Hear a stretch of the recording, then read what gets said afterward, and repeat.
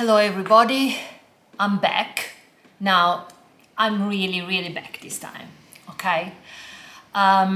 This is going to be a long video. It's going to be like a life update as well as a vlog. I'm going to tell you about what happened to me, but also showing you how my life has changed in the last year and a half. So I'm going to have this video that is going to be a montage of different videos taken in different times of the week. So you have a clear view of what happened to me.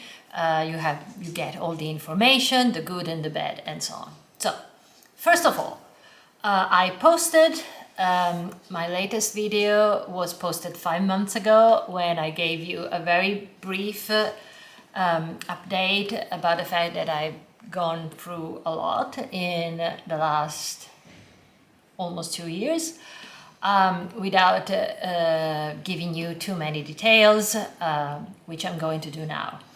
So basically what happened was that, by the way, I'm wearing a Bugs Bunny pyjama, look. So what happened was that 3 years ago, I went into anaphylactic shock and I nearly died.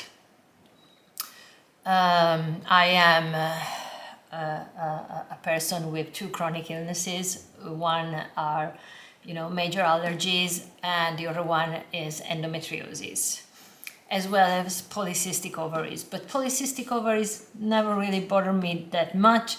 My huge problem is endometriosis. Anyway, after this massive allergic reaction that I had, I never fully recovered. And I got what is called mast cell activation syndrome, which is basically a rare condition. It's a rare condition according to the internet. It's a rare condition, but I am always lucky, a rare condition defined by a severe systemic reaction to mast cell derived mediators.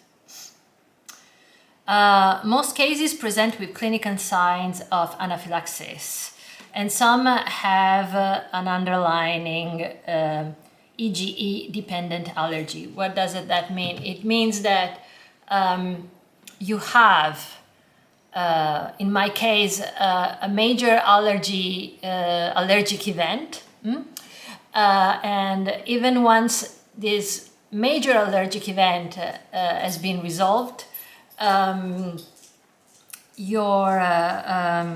basically your mast cells, which are a type of white cells that are designed to defend your body, and that wrongly identify something like, I don't know, pollen or a certain type of soap, in my case, as a threat, and therefore overreact to that threat, giving you a massive allergic attack. So these white cells are supposed to inactivate, basically go back to sleep, so to speak, once the allergic attack is gone.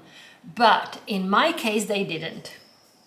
And so I still had a lot of problems with my skin. My skin got swollen, my face got swollen very often, my eyes got swollen very often. I had to go through cycles of cortisone, which obviously are not, are good for allergies, but they are not good for other things, because cortisone obviously has a number of side effects. And I also had to take long cycles of anti-allergic medications. I was on medication during the last, the last videos that you see in at the end of, well, at the beginning of 2003, something like that, end of 2002, I was on medication. I was getting better, but I was on medication. Unfortunately, this this problem that I had is basically a chronic inflammation that made my endometriosis much, much worse, which led to a number of complications that were particularly bad. They started to really be bad in November 2003, and they got worse and worse. And at the same time, my dearest dog, my dear dog, Pascal, got sick. And so I was sick, my dog was sick. I started taking him to a number of different vets, to a number of different clinics. They basically couldn't understand what was wrong with him. And unfortunately, what was wrong with him was very curable, but it needed to be diagnosed. In June last year, he felt very sick. All of a sudden, he was already on medication that basically were not doing much. He had internal bleeding. I had to rush him to surgery in the middle of the night, because obviously he felt sick in the middle of the night. And only then he was correctly diagnosed. He survived surgery, but unfortunately he had a thrombosis the morning after. So before surgery was the last time I saw him alive. And what really bothers me to these days is that once again, he was very curable. You know, he had a liver disease that can be easily solved if diagnosed in time, and it's very curable. It's like, you know, dying of appendicitis because they didn't realize that you had an inflamed appendicitis, and then you go into you get septic and you die. That is basically the same thing that happened to my dog, who was only 10. My other dog, Joe, counted on him for everything. And so when he was gone, she had a number of behavioral issues. She was extremely sad. She kept looking for him everywhere in the house. And I had to deal with all this while, you know, fighting for my own health, trying to work when I could, and having to face a massive debt with the vet clinic, because having a dead dog overall cost me 4,000 euros, while having a properly treated dog would have cost me 300 euros. Okay, so just to give you an idea of how wrong it all went. On top of that, I am Jewish. I'm a Jew who is pro-Palestine. And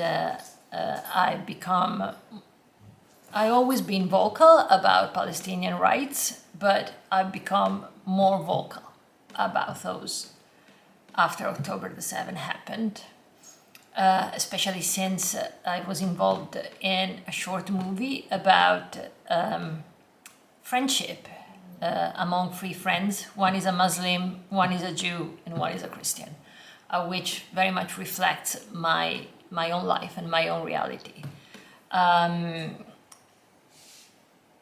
You know, if you are a non-Jew, a Gentile who advocates for Palestine, you already can get into trouble, both in Europe and in England.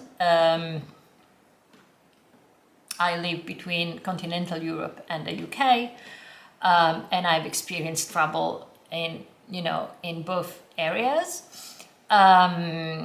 but it was particularly tough after October the 7th, because any single Jew who was advocating for human rights in Palestine literally got shut down, got cut off from their friends. We got threatened. I got rape threats almost on a regular basis. I got death threats. I got threats during a protest in London, right in front of a policeman who did absolutely nothing.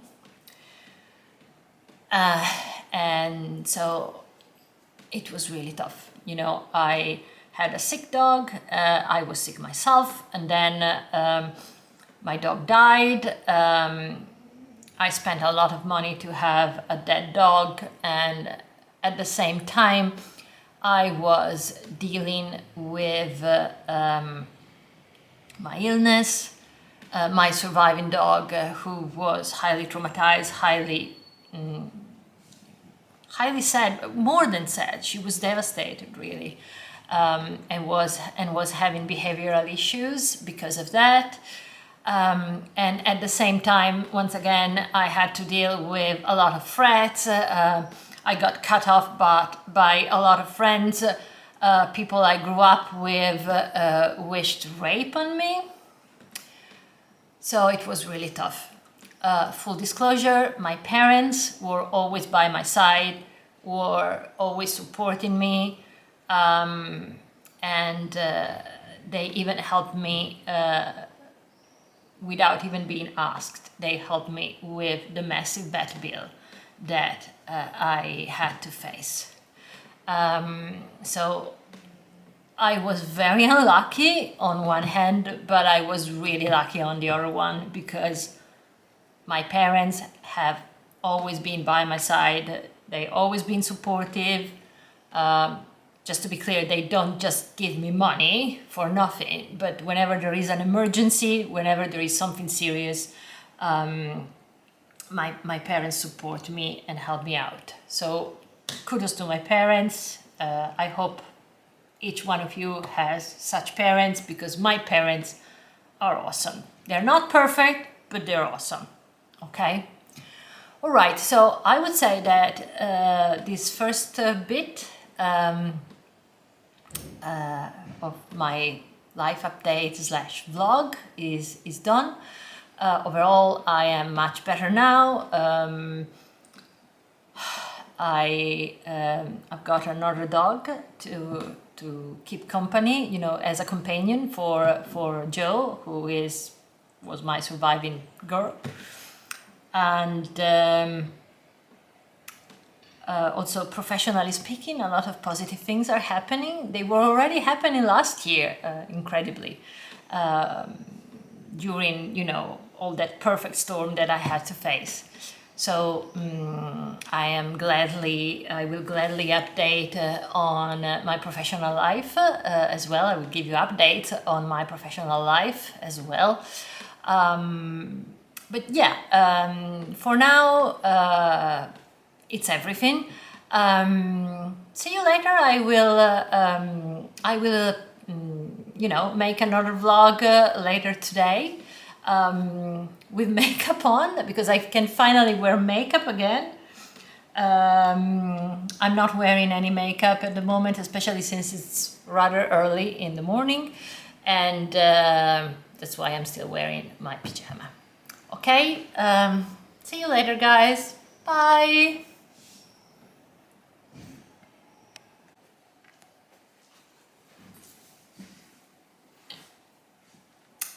Hello everybody, I'm back. Welcome to another video for which I'm wearing makeup.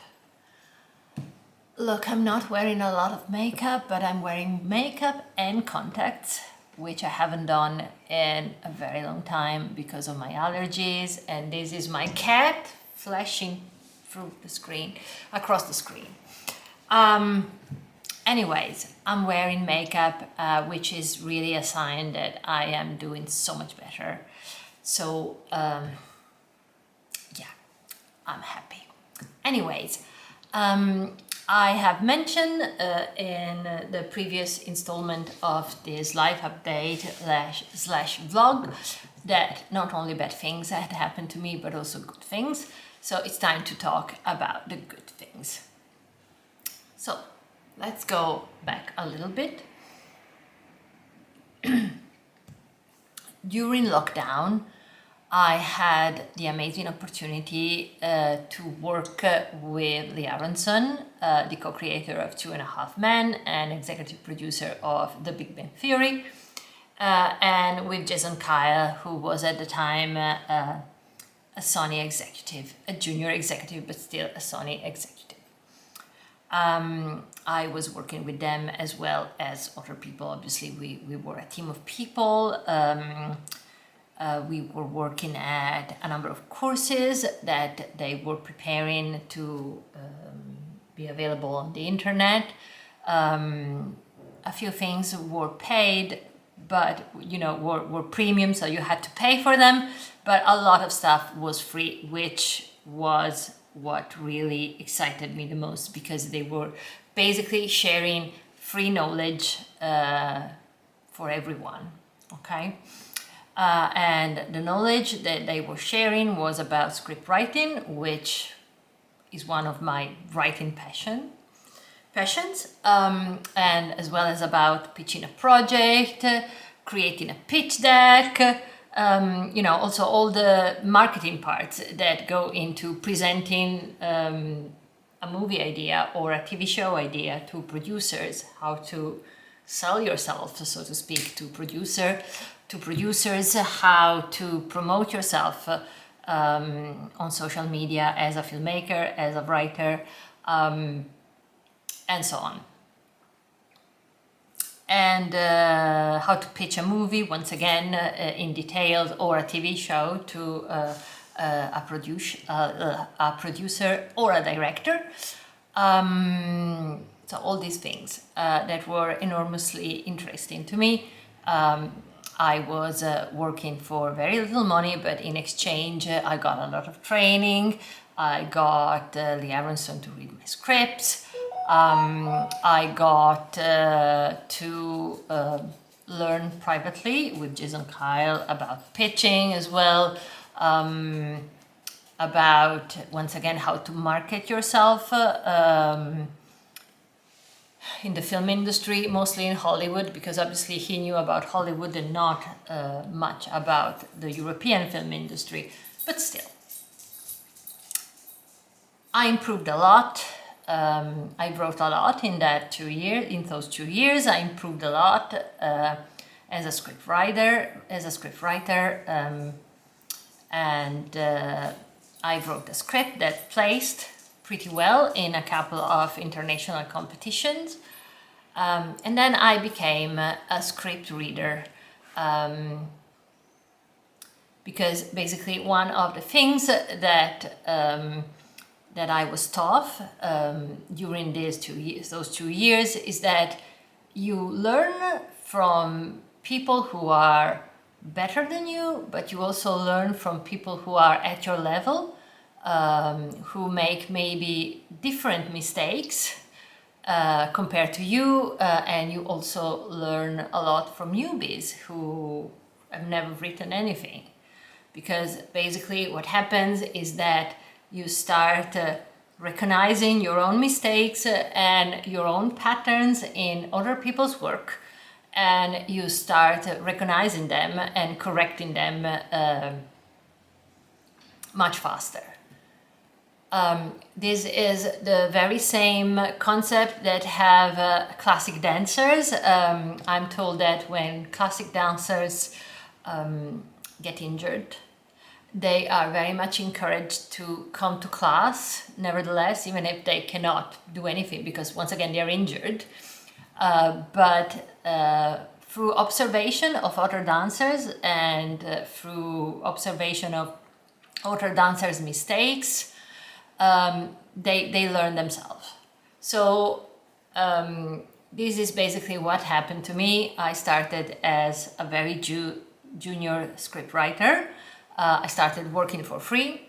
I just posted on Facebook that I would read for free, and then I started asking for a small fee, and then I applied to become a Coverfly script reader, and I got the job, and I am currently, among other things, a Coverfly script reader. Coverfly is basically this huge platform that contains, so to speak, a lot of competitions, a lot of script writing competitions. Some are major ones, some are small ones, not very famous, and then there are a number of midway competitions. Anyway, I read for everything, okay? So, after these 2 years of training and of writing, I wrote my first short in, basically it was at the beginning of 2003, yeah, between the end of 2002 and the beginning of 2003. And yes, I was, if you are wondering, yes, I was sick. I was I already had this allergic attack. I was recovering from it, but I felt nevertheless inspired to write. I was pushing through.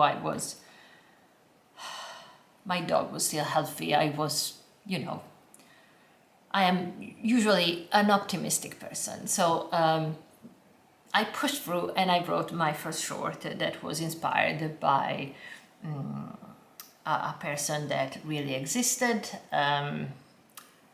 His name was Amal, and he was a Muslim refugee. And I said that he existed because he doesn't exist anymore, because he committed suicide during lockdown.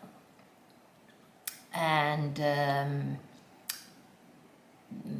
this is a story about three friends in their early 20s living together. One is a Jew, one is a Christian, and one is a Muslim refugee. So I wrote this short, and I was really proud of it. Obviously, when you write something, it's your first, achievement in a way. It was I would say it was the first readable, truly professional thing that I wrote. Lee Aronson read it, and he was very harsh, just for a change. He suggested a number. He didn't suggest, actually. He told me that I really needed to change a lot of things, to cut a lot of things. Murder my darlings, not even just kill my darlings. I did a number of the things. Basically, I did everything that he told me to do. And then I joined a number of Facebook groups for filmmakers, where there were a number of, minor directors. And since I had a free location to shoot this movie, which takes place in Rome, I started, making inquiries and see if there was any director who could be interested in shooting it. Okay? Thanks to the pitching skills that I had learned, sorry, my phone. Thanks to the pitching skills that I learned, I managed to pitch the movie to a number of people. And the first person that was really interested was a British director who also happened to be Jewish like me, and who also happened to be a non-Zionist Jew like me. I'm not saying her name because I don't know if I'm authorized, since once again we are going through a lot of things, a lot of negative things because of our support for human rights in Palestine. So maybe she doesn't want me to, you know, bring attention to her.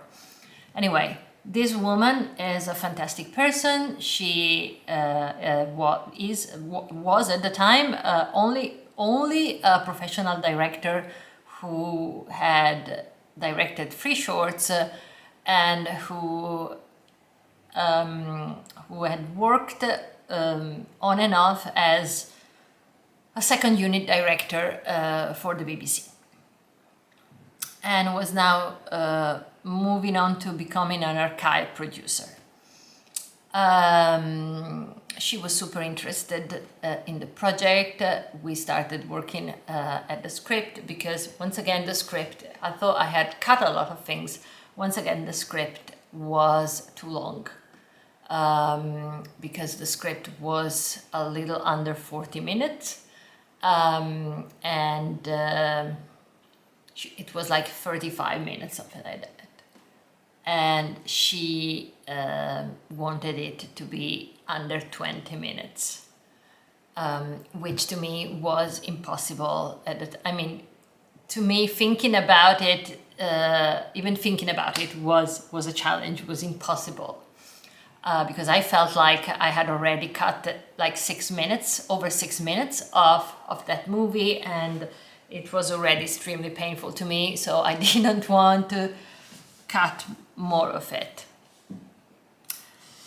But she was right, really, especially since, if you want to compete in film festivals, your short needs to be short. 20 minutes is already long, so you really have to stick. Ideally, stay under 15 minutes, but you can also get away with under 20 minutes if your story is really good, compelling, and there is a lot to do. Okay? So, in the following, 3 or 4 months, because obviously it wasn't the only thing that I was doing, I was also working, I really worked at the script, and basically every week I sent her a version of the script that was a little shorter, but never short enough. Eventually I reached the infamous 19 minutes that she wanted. And so we started unofficially, so to speak, because obviously we didn't have a contract, anything. This was, a short for us that we wanted to make for us. So we started unofficially pre-production.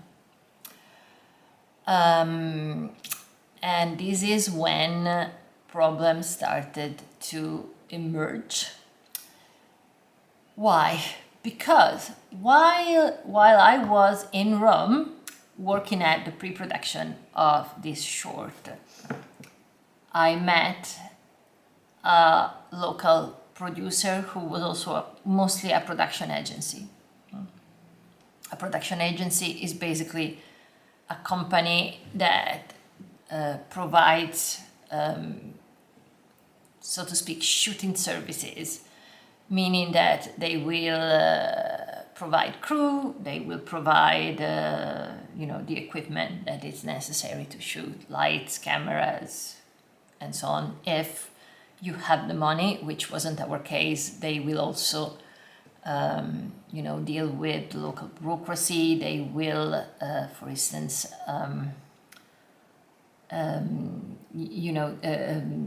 help you to get a permit to close a street, for instance, if you need to shoot in that street, and you need to close a street.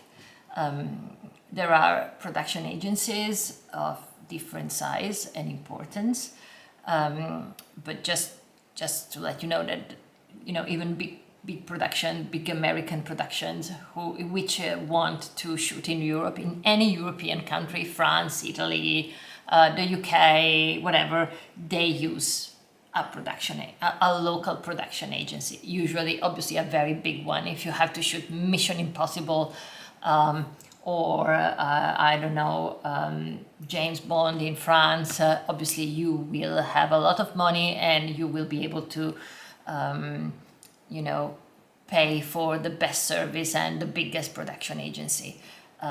If you, on the other hand, have a more modest budget, obviously you have to go to a smaller company, which will still be a good company, don't get me wrong. There are a lot of small production agencies that are extremely efficient and extremely connected to local businesses and rentals and so on.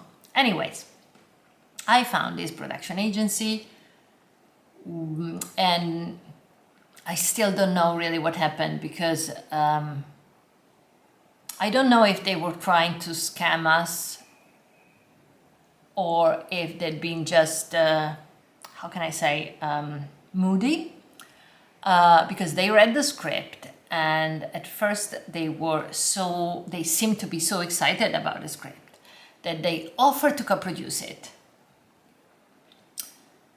telling us basically that they would pay for all the equipment.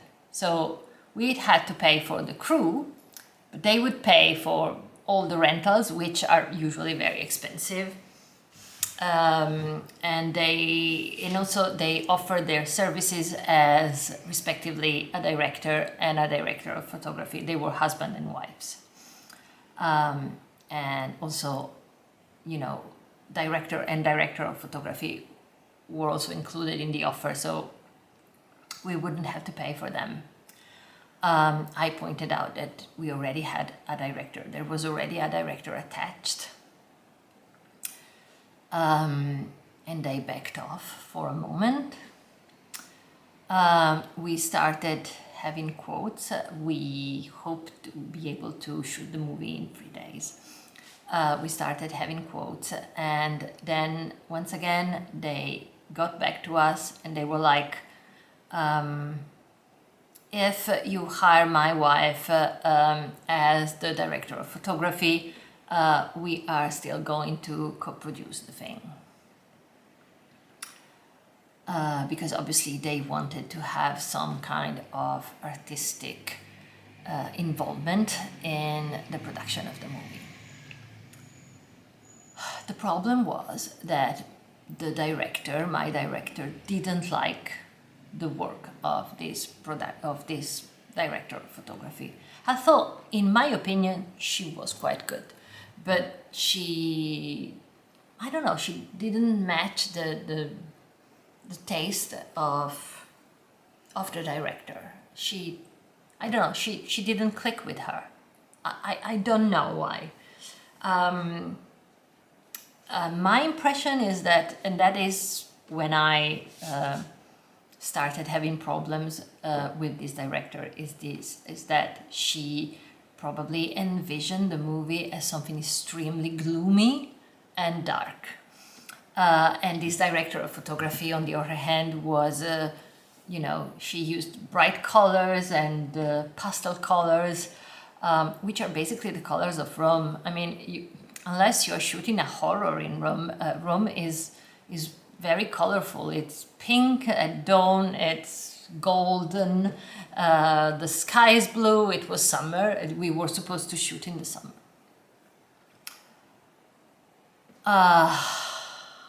And basically the whole thing fell off, because when we told them that we wanted to use someone else, they gave us a quote that was absolutely completely out of the market. I mean, it was a crazy quote. Even I had just started, working in that business, but even I knew that the amount of money that they asked was completely crazy. Also, they stated that they could help us with distribution, and that they would find for us a distributor that wasn't too expensive. Well, obviously distribution is not something that you pay for in advance. which was the case with them. So maybe they were really into the script, and then they got offended, so to speak, when we told them that we didn't want them to be involved artistically speaking, or maybe they pretended to be all excited from the start to get more money out of us. I don't know. Bear in mind that in Italy they have very low salaries, and they have a very an internal economy that is constantly contracting. So they have the impression that anyone who is a foreigner has a lot of money. How can I say, they really cannot grasp the concept that you can be a British filmmaker or a German filmmaker or a French filmmaker or whatever, who wants to shoot something short in Italy with very little money, because that is something that they really cannot internalize, so to speak. Okay, so my director, I told her that, the budget was very limited. I had raised some money through a GoFundMe, but, we really needed to do things very, on a very low budget, and we really need to be stingy, so to speak. And obviously she had told me that she was willing to work for free, but then she started, I want to hire a particular director of photography that I know, and he wasn't working for free. He was actually working for a fee that is reasonable in London, but that is crazy outside of London, especially in Italy. She wanted to make this movie very gloomy, very, once again, something tragic, which is, but only partly, because there is also a lot of comedy. And so in the end, we parted ways. So basically, I felt extremely defeated. But then I was still in Rome, and I met a group of fantastic people and fantastic artists, and two of them were Palestinians, refugees, and they basically pointed me into the right direction. They gave me the number of a fantastic Palestinian American director whose name is Sima Katanani. Hello, Sima. And that was probably around April, May probably, yes. And we started working together at the movie. She liked the script. She didn't ask me to change anything about it. And then I put an ad on LinkedIn looking for crew, and I immediately was lucky and I found some fantastic crew of young filmmakers that were already extremely good. Fresh out of school, but extremely good. We were already a resume / curriculum vitae, they already had done a number of things in the industry. So things seemed to go well, and we started going through the casting, and unfortunately we couldn't find one of the main characters, because there are 3 actors in this movie, and there was one that was the Jewish character, and we couldn't really find the right person. And then I went back to London, and I saw an ex-boyfriend of mine who's very, we are still friends, and he's very into indie music.